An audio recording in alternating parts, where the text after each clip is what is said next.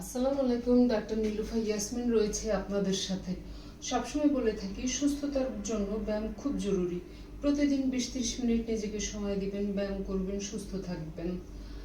এখন যে ব্যায়ামটা দেখাবো সেটি আপনাদের প্রোস্টেট হেলথ ঠিক রাখবে, কিডনির স্বাস্থ্য ঠিক রাখবে, ওয়েস্ট ফ্যাট কমাবে। জাস্ট একটি ব্যায়াম দেখে নিন, আসেন।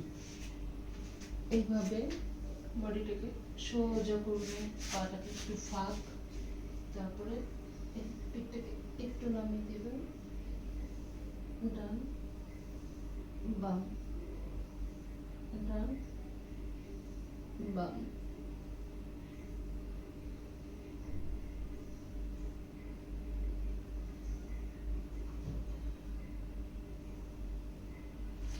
এভাবে 2 মিনিট করেন, এরপরে আস্তে আস্তে 5 মিনিট করেন। সহ্য করিয়ে করবেন, কষ্ট করে করবেন না, যার যতটুকু সহ্য হয়।